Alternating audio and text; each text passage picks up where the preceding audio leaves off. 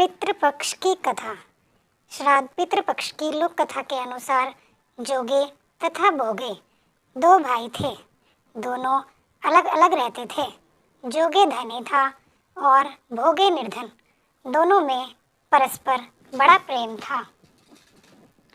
जोगे की पत्नी को धन का अभिमान था, किंतु भोगे की पत्नी एक सरल हृदय वाली महिला थी।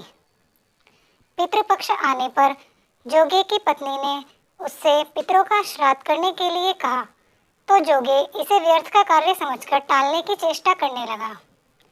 किंतु उसकी पत्नी समझती थी कि यदि ऐसा नहीं करेंगे तो लोग बातें बनाएंगे, फिर उसे अपने मायके वालों को दावत पर बुलाने और अपनी शान दिखाने का यह उचित अवसर लगा। अतः वह बोली, आप शायद मेरी परेशानी की वजह से ऐसा कर रहे हैं, किंतु इसमें मुझे कोई परेशानी नहीं होगी। मैं भोगे की पत्नी को बुला लूँगी, दोनों मिलकर सारा काम कर लेंगे। फिर उसने जोगे को अपने पीहर न्योता देने के लिए भेज दिया।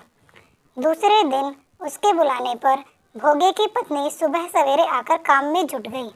उसने रसोई तैयार की, अनेक पकवान बनाए, फिर सभी काम निपटाकर अपने घर आ गई। आखिर उसे भी तो अपने पितरों का श्राद्ध तर्पण करना था। इस अवसर पर ना जोगे की पत्नी ने उसे रोका, ना वह रुकी। शीघ्र ही दोपहर हो गई। पितृभूमि पर उतरे। जोगे भोगे के पितृ पहले जोगे के यहाँ गए तो क्या देखते हैं कि उसके ससुराल वाले वहाँ भोजन पर जुटे हैं। निराश होकर वे भोगे के यहाँ गए।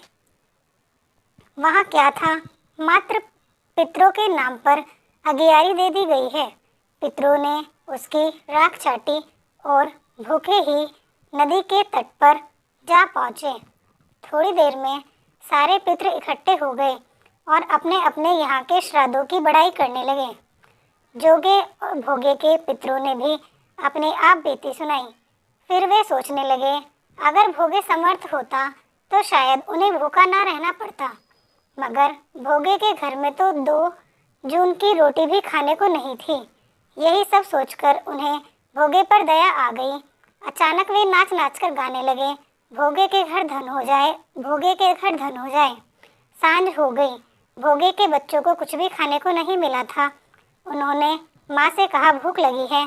तब उन्हें टालने की गरज से भोगे की पत्नी ने कहा, जाओ, आंगन में हौंदी औंधी रखी है, उसे जाकर खोल लो और जो कुछ मिले बांट कर खा लेना।